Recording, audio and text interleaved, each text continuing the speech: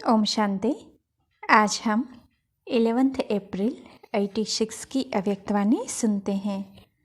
आज की वाणी का सार है श्रेष्ठ तकदीर की तस्वीर बनाने की युक्ति। अव्यक्त बाप दादा बोले, आज तकदीर बनाने वाले बाप दादा सभी बच्चों की श्रेष्ठ तकदीर की तस्वीर देख रहे हैं। तकदीरवान सभी बने हैं, लेकिन हर एक के तकदीर के तस्वीर की झलक अपनी अपनी है। जैसे कोई भी तस्वीर बनाने वाले तस्वीर बनाते हैं तो कोई तस्वीर हजारों रुपयों के दाम की अमूल्य होती है, कोई साधारण भी होती है। यहाँ बाप दादा द्वारा मिले हुए भाग्य को, तकदीर को तस्वीर में लाना अर्थात प्रैक्टिकल जीवन में लाना है। इसमें अंतर हो जाता है। तकदीर बनाने वाले ने एक ही समय और एक ने ही सभी को तकदीर बांटी, लेकिन तकदीर को तस्वीर में लाने वाली हर आत्मा भिन्न भिन्न होने के कारण जो तस्वीर बनाई है उसमें नंबरवार दिखाई दे रहे हैं। कोई भी तस्वीर की विशेषता नयन और मुस्कुराहट होती है। इन दो विशेषताओं से ही तस्वीर का मूल्य होता है। तो यहाँ भी तकदीर के तस्वीर की यही दो विशेषताएं हैं। नयन अर्थात रूहानी विश्व कल्याणी, रहमदिल परोपकारी दृष्टि। अगर दृष्टि में यह विशेषता है तो भाग्य की तस्वीर श्रेष्ठ है। मूल बात है दृष्टि और मुस्कुराहट, चेहरे की चमक। यह है सदा संतुष्ट रहने की, संतुष्टता और प्रसन्नता की झलक। इसी विशेषताओं से सदा चेहरे पर रूहानी चमक आती है, रूहानी मुस्कान अनुभव होती है।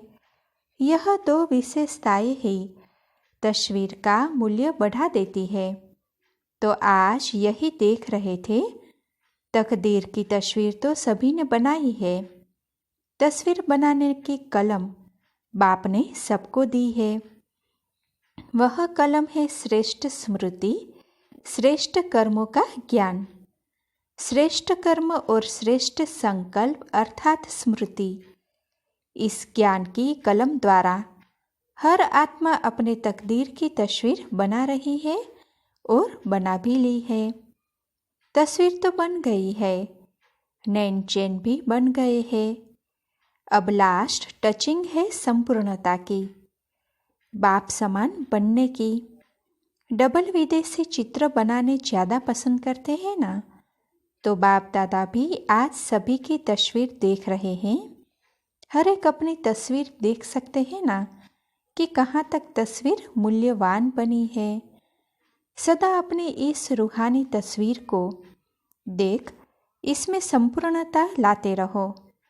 विश्व की आत्माओं से तो श्रेष्ठ भाग्यवान कोटों में कोई में भी कोई अमूल्य व श्रेष्ठ भाग्यवान तो हो ही, लेकिन एक है श्रेष्ठ, दूसरे है श्रेष्ठ ते श्रेष्ठ। तो श्रेष्ठ बने हैं व श्रेष्ठ ते श्रेष्ठ बने हैं, यह चेक करना है। समझा? अब डबल विदेशी रेस करेंगे ना, आगे नंबर लेना है व आगे वालों को देख खुश होना है। देख देख खुश होना भी आवश्यक है, लेकिन स्वयं पीछे होकर नहीं देखो। साथ साथ होते दूसरों को भी देख हर्षित हो चलो। स्वयं भी आगे बढ़ो और पीछे वालों को भी आगे बढ़ाओ। इसी को ही कहते हैं परोपकारी। यह परोपकारी बनना इसकी विशेषता है। स्वार्थ भाव से सदा मुक्त रहना।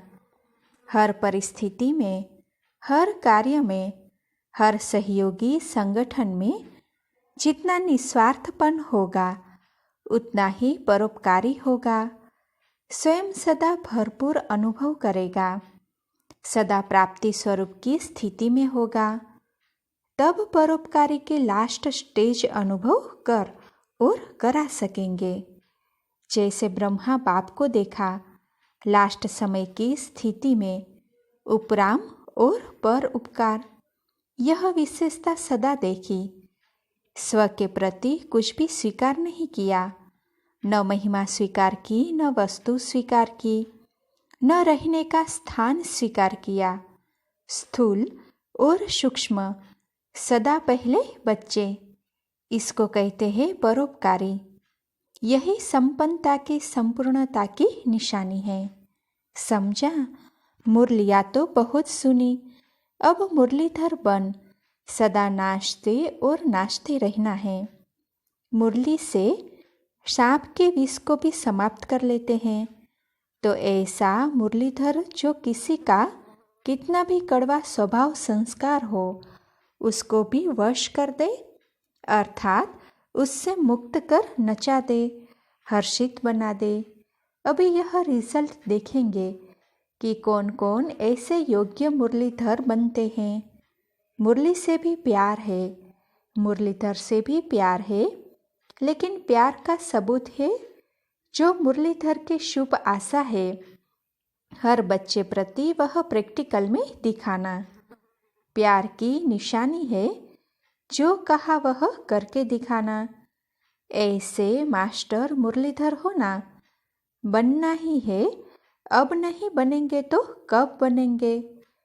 करेंगे यह ख्याल नहीं करो, करना ही है। हर एक यही सोचे कि हम नहीं करेंगे तो कौन करेगा?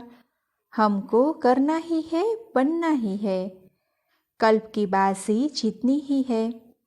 पूरे कल्प की बात है तो फर्स्ट डिवीजन में आना, यह दृढ़ता धारण करनी है। कोई नई बात कर रहे हो क्या?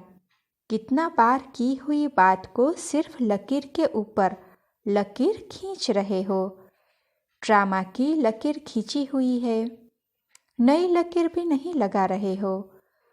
जो सोचो कि पता नहीं सीधी होगी वा नहीं, कल्प कल्प की बनी हुई प्रारब्ध को सिर्फ बनाते हो, क्योंकि कर्मों के फल का हिसाब है। बाकी नई बात क्या है? यह तो बहुत पुरानी है, हुई पड़ी है। यह है अटल निश्चय। इसको दृढ़ता कहते हैं, इसको तपस्वी मूर्त कहते हैं। हर संकल्प में दृढ़ता माना तपस्या। अच्छा, बाप दादा हाईएस्ट होस्ट भी है और गोल्डन गेस्ट भी है। होस्ट बनकर भी मिलते हैं, गेस्ट बनकर आते हैं, लेकिन गोल्डन गेस्ट है, चमकीला है ना। गेस्ट तो बहुत देखे, लेकिन गोल्डन गेस्ट नहीं देखा। जैसे चीफ गेस्ट को बुलाते हैं तो वह थैंक्स देते हैं, तो ब्रह्मा बाप ने भी होस्ट बन इशारे दिए और गेस्ट बन सबको मुबारक दे रहे हैं। जिन्होंने पूरी सीजन में सेवा की उन सबको गोल्डन गेस्ट के रूप में बधाई दे रहे हैं। सबसे पहली मुबारक किसको? निमित्त दादियों को। बाप दादा निर्विघ्न सेवा के समाप्ति की मुबारक दे रहे हैं। मधुबन निवासियों को भी निर्विघ्न हर्षित बन मेहमान निवासी करने की विशेष मुबारक दे रहे हैं। भगवान भी मेहमान बन आया तो बच्चे भी। जिसके घर में भगवान मेहमान बनकर आवे वह कितने भाग्यशाली है। रथ को भी मुबारक है, क्योंकि यह पाठ बजाना भी कोई कम बात नहीं। इतनी शक्तियों को इतना समय प्रवेश होने पर धारण करना, यह भी विशेष पाठ है। लेकिन यह समाने की शक्ति का फल है, आप सबको मिल रहा है। तो समाने की शक्ति की विशेषता से बाप दादा की शक्तियों को समाना, यह भी विशेष पाठ कहो वा गुण कहो। तो सभी सेवाधारियों में यह भी सेवा का पाठ बजाने वाली निर्विघ्न रहे, इसके लिए मुबारक हो और पद्मा पदम थैंक्स। डबल विदेशियों को भी डबल थैंक्स, क्योंकि डबल विदेशियों ने मधुबन की शोभा कितनी अच्छी कर दी। ब्राह्मण परिवार के श्रृंगार डबल विदेशी हो। ब्राह्मण परिवार में देश वालों के साथ विदेशी भी है, तो पुरुषार्थ की भी मुबारक और परिवार का श्रृंगार बनने की भी मुबारक। मधुबन और परिवार का श्रृंगार बनने की भी मुबारक। मधुबन परिवार की भी विशेष सौगात हो, इसीलिए डबल विदेशियों को डबल मुबारक दे रहे हैं। चाहे कहाँ भी हो, सामने तो थोड़े हैं, लेकिन चारों ओर के भारतवासी बच्चों को और डबल विदेशी बच्चों को बड़ी दिल से मुबारक दे रहे हैं। हर एक ने बहुत अच्छा पाठ बजाया। अब सिर्फ एक बात रही है, समान और संपूर्णता की। दादियाँ भी अच्छी मेहनत करती, बाप दादा दोनों का पाठ साकार में बजा रही है। इसीलिए बाप दादा दिल से स्नेह के साथ मुबारक देते हैं।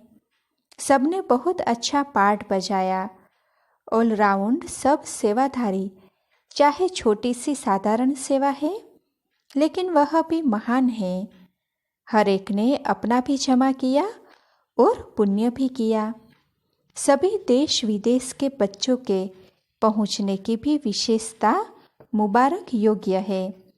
सब महारथियों ने मिलकर सेवा का श्रेष्ठ संकल्प प्रैक्टिकल में लाया और लाते ही रहेंगे। सेवा में जो निमित्त है, उन्हों को भी तकलीफ नहीं देनी चाहिए।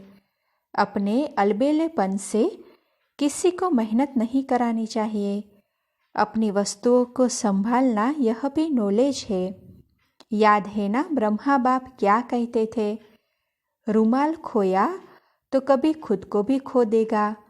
हर कर्म में श्रेष्ठ और सफल रहना, इसको कहते हैं नॉलेजफुल। शरीर की भी नॉलेज, आत्मा की भी नॉलेज, दोनों नॉलेज हर कर्म में चाहिए। शरीर के बीमारी की भी नॉलेज चाहिए।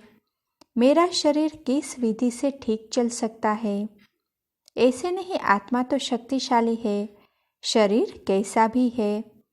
शरीर ठीक नहीं होगा तो योग भी नहीं लगेगा, फिर शरीर अपनी तरफ खींचता है। इसीलिए नॉलेजफुल में यह सब नॉलेज आ जाती है। अच्छा, कुछ कुमारियों का समर्पण समारोह बाप दादा के सामने हुआ। बाप दादा सभी विशेष आत्माओं को बहुत सुंदर सजाए देख रहे हैं। दिव्य गुणों का श्रृंगार कितना बढ़िया है, सभी को शोभनीक बना रहा है। लाइट का ताज कितना सुंदर चमक रहा है। बाप दादा अविनाशी श्रृंगारी हुई सूरतों को देख रहे हैं। बाप दादा को बच्चों का यह उमंग उत्साह का संकल्प देख खुशी होती है। बाप दादा ने सभी को सदा के लिए पसंद कर लिया। आपने भी पक्का पसंद कर लिया है ना। दृढ़ संकल्प का हथियाला बंध गया। बाप दादा के पास हर एक के दिल के स्नेह का संकल्प सबसे जल्दी पहुंचता है। अभी संकल्प में भी यह श्रेष्ठ बंधन ढीला नहीं होगा। इतना पक्का बांधा है ना।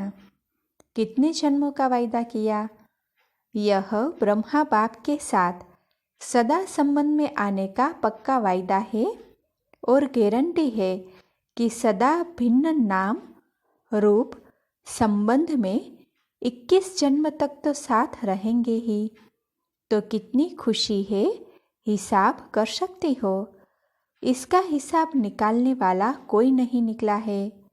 अभी ऐसे ही सदा सजे सजाए रहना, सदा तिलकधारी रहना और सदा खुशी में हंसते गाते रूहानी मौज में रहना। आज सभी ने दृढ़ संकल्प किया ना कि कदम कदम पर रखने वाले बनेंगे। वह तो स्थूल पांव के ऊपर पांव रखती है, लेकिन आप सभी संकल्प रूपी कदम पर कदम रखने वाले। जो बाप का संकल्प वह बच्चों का संकल्प, ऐसा संकल्प किया। एक कदम भी बाप के कदम के सिवाय यहाँ वहाँ का न हो। हर संकल्प समर्थ करना, अर्थात बाप के समान कदम के पीछे कदम रखना।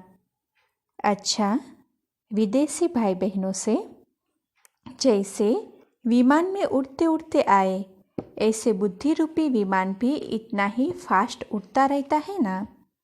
क्योंकि वह विमान सरकमटेंस के कारण नहीं भी मिले, लेकिन बुद्धि रूपी विमान सदा साथ है और सदा शक्तिशाली है, तो सेकंड में जहाँ चाहे वहाँ पहुँच जाए। तो इस विमान के मालिक होना, सदा यह बुद्धि का विमान एवर रेडी हो, अर्थात सदा बुद्धि की लाइन क्लियर हो। बुद्धि सदा ही बाप के साथ शक्तिशाली हो, जब चाहेंगे तब सेकंड में पहुंच जाएंगे। जिसका बुद्धि का विमान पहुंचता है, उसका वह भी विमान चलता है। बुद्धि का विमान ठीक नहीं तो वह विमान भी नहीं चलता।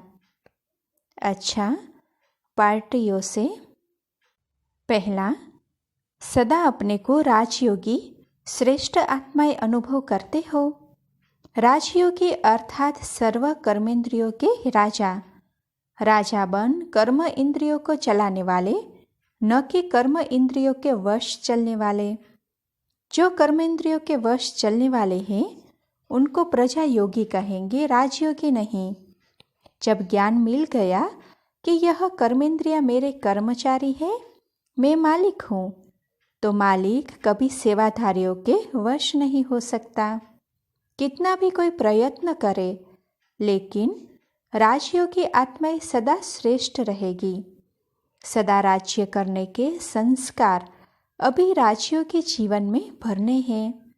कुछ भी हो जाए, यह टाइटल अपना सदा याद रखना कि मैं राजयोगी हूँ। सर्वशक्तिवान का बल है, भरोसा है, तो सफलता अधिकार रूप में मिल जाता है। अधिकार सहज प्राप्त होता है, मुश्किल नहीं होता। सर्वशक्तियों के आधार से हर कार्य सफल हुआ ही पड़ा है। सदा फकुर रहे कि मैं दिल तख्त नशीन आत्मा हूँ। यह फकुर अनेक फिकरों से पार कर देता है। फकुर नहीं तो फिकर ही फिकर है। तो सदा फकुर में रह वरदानी बन, वरदान बांटते चलो। स्वयं संपन्न बन औरों को संपन्न बनाना है। औरों को बनाना अर्थात स्वर्ग के सीट का सर्टिफिकेट देते हो। कागज का सर्टिफिकेट नहीं, अधिकार का। दूसरा, हर कदम में पद्मों की कमाई जमा करने वाले अखुट खजाने के मालिक बन गए। ऐसे खुशी का अनुभव करते हो, क्योंकि आजकल की दुनिया है ही धोखेबाज। धोखेबाज दुनिया से किनारा कर लिया, धोखे वाली दुनिया से लगाव तो नहीं। सेवा अर्थ कनेक्शन दूसरी बात है, लेकिन मन का लगाव नहीं होना चाहिए। तो सदा अपने को तुच्छ नहीं, साधारण नहीं, लेकिन श्रेष्ठ आत्मा है, सदा बाप के प्यारे हैं। इस नशे में रहो। जैसा बाप वैसे बच्चा, कदम पर कदम रखते अर्थात फॉलो करते चलो, तो बाप समान बन जाएंगे। समान बनना अर्थात संपन्न बनना। ब्राह्मण जीवन का यही तो कार्य है। तीसरा, सदा अपने को बाप के रूहानी बगीचे के रूहानी गुलाब समझते हो। सबसे खुशबू वाला पुष्प गुलाब होता है। गुलाब का जल कितने कार्यों में लगाते हैं। रंग रूप में भी गुलाब सर्वप्रिय है। तो आप सभी रूहानी गुलाब हो। आपकी रूहानी खुशबू औरों को भी स्वतः ही आकर्षण करती है। कहाँ भी कोई खुशबू की चीज़ होती है तो सबका अटेंशन स्वतः ही जाता है।